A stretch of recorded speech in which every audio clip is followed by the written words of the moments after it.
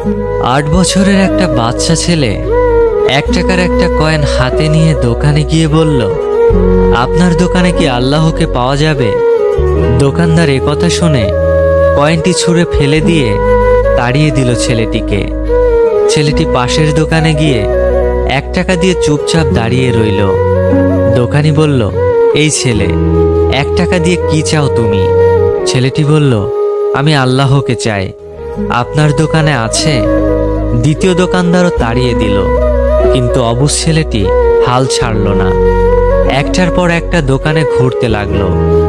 ঘুরতে ঘুরতে 40টা দোকান ঘোরার পর এক বয়স্ক দোকানদার জিজ্ঞাসা করল, তুমি আল্লাহকে কিনতে চাও কেন?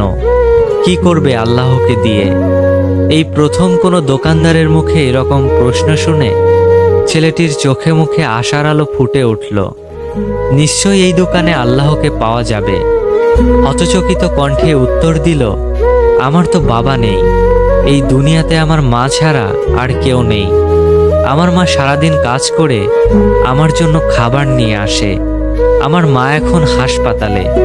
মা মরে গেলে আমি খাবো কি? ডাক্তার বলেছে একমাত্র আল্লাহই পারে আমার মাকে বাঁচাতে। আপনার দোকানে কি আল্লাহকে পাওয়া যাবে? লোকটি বলল, হ্যাঁ, পাওয়া যাবে। কত টাকা আছে তোমার কাছে? ছেলেটি বলল, মাত্র 1 টাকা। তিনি বললেন, সমস্যা নেই, 1 টাকাতেই আল্লাহকে পাওয়া যাবে। দোকানদার বাচ্চাটির কাছ থেকে 1 টাকা নিয়ে খুঁজে দেখল 1 টাকায় 1 গ্লাস পানি ছাড়া বিক্রি করার মতো কিছুই নেই। তাই ছেলেটিকে ফিল্টার থেকে 1 গ্লাস পানি ধরিয়ে দিয়ে বলল, এই পানিটা খাওয়ালেই তোমার মা সুস্থ হয়ে যাবে। পরের দিন একদল মেডিকেল স্পেশালিস্ট ঢুকলো সেই হাসপাতালে। ছেলেটির মায়ের অপারেশন হলো। খুব দ্রুতই তিনি সুস্থ হয়ে উঠলেন। ডিসচার্জের কাগজে হাসপাতালের বিল দেখে মহিলার অজ্ঞান হওয়ার মতো অবস্থা। ডাক্তার ওনাকে আশ্বস্ত করে বললেন, টেনশনের কিছুই নেই। একজন বয়স্ক ভদ্রলোক আপনার সব বিল পরিশোধ করে দিয়েছেন, সাথে একটা চিঠি দিয়েছেন। মহিলাটি চিঠি খুলে পড়ে দেখল, তাতে লেখা, আমাকে ধন্যবাদ দেওয়ার প্রয়োজন নেই। আপনাকে তো বাঁচিয়েছেন স্বয়ং আল্লাহ। আমি তো শুধু ওসিলা মাত্র। বরং ধন্যবাদ দিলে দিন আপনার অবুঝ বাচ্চাটিকে, যে 1 টাকা হাতে নিয়ে অবুঝের মতো আল্লাহকে খুঁজে বেরিয়েছে। তার বুক ভরা বিশ্বাস ছিল একমাত্র আল্লাহই পারে আপনাকে বাঁচাতে। এর নামই বিশ্বাস, এর নামই ঈমান। আল্লাহকে খুঁজে পেতে কোটি টাকা দান খয়রাত করতে হয় না। বিশ্বাস নিয়ে মন থেকে খুঁজলে 1 টাকাতেও পাওয়া যায়। বইয়ের পাতা মানুষকে যা শিক্ষা দেয়, জীবনের পাতা তার থেকেও অনেক বেশি কিছু শিখিয়ে দিয়ে যায়। জন্ম নেওয়াটা ভাগ্যের ব্যাপার, মৃত্যু হওয়া সময়ের ব্যাপার, কিন্তু মৃত্যুর পরেও মানুষের মনে বেঁচে থাকাটা কর্মের ব্যাপার।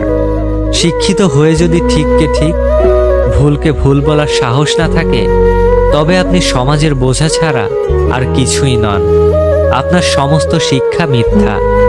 কাউকে দুঃখ দিয়ে বেঁচে থাকার চেয়ে দুঃখ নিয়ে বেঁচে থাকা অনেক উত্তম।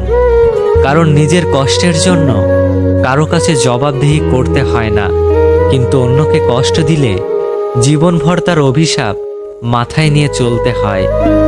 পৃথিবীর সবচেয়ে পুরাতন যন্ত্রের নাম ষড়যন্ত্র, যা যুগের পর যুগ সার্ভিসিং ছাড়াই চলে।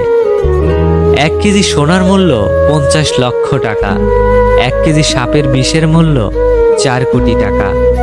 ফ্যাক্ট হলো, এই সমাজে ভালো মানুষের চেয়ে বিষাক্ত মানুষের দাম অনেক বেশি। মন খারাপ, খুব অসহায় লাগছে, তবে কথাগুলো মিলিয়ে নিন, দেখুন তো সত্যি কিনা। মাথার উপর আপনার ছাদ আছে, শরীরে কাপড় আছে, দুবেলা খেতে পান, আর রাতে ঘুমানোর মতো জায়গা থাকলে বুঝবেন গোটা পৃথিবীর 75% লোকের চেয়ে আপনি ধনী। পকেটে যদি কিছু টাকা থাকে, আপনি যদি আপনার পছন্দ মতো কিছু কিনতে পারেন, যেখানে খুশি যেতে পারেন, তবে জানবেন গোটা পৃথিবীর 20% বিত্তশালীদের মধ্যে আপনি একজন। সুস্থ সবল রোগবিহীন শরীর নিয়ে যদি আপনি আজকের দিনটাতে বাঁচতে পারেন, ভাববেন পৃথিবীর লক্ষ লক্ষ মানুষের মধ্যে আপনি ভাগ্যবান। জীবনটা পাওয়া না পাওয়ার হিসেব মেলানোর স্থান নয়। আসুন আজ থেকে অভিযোগ না করে উপভোগ করি জীবনটাকে। পৃথিবীতে সবচেয়ে সুন্দর দৃশ্য হলো কাউকে হাসতে দেখা। তার চেয়েও ভালো লাগবে যদি আমি জানতে পারি আমার কারণেই একজন মানুষের মুখে হাসি ফুটেছে। প্রয়োজনের চেয়ে বেশি সঞ্চয় করেছি, তবে টাকা নয়, কিছু বাস্তব অভিজ্ঞতা। 3 জায়গায় কখনো নরম হবেন না। নাম্বার 1, সত্যি কথা বলতে। নাম্বার 2, মা বাবাকে কেউ গালি দিলে। নাম্বার 3, নিজের স্ত্রীর ব্যাপারে। কাউকে ঠকিয়ে নিজেকে সুখী ভাবছো, ভুল ভাবছো। সময়ের ব্যবধানে তুমিও একদিন ঠকে যাবে। একটা বাস্তব সত্য, অর্থ যেখানে নেই, ভালোবাসা সেখানে দুর্লভ। সাপ তার বিষ রাখে নিজের দাঁতে, কুকুর তার বিষ রাখে জিভে, কাকড়া বিছা তার বিষ লেজে রাখে, কিন্তু মানুষই একমাত্র প্রাণী যে কিনা বিষ নিজের অন্তরে রাখে।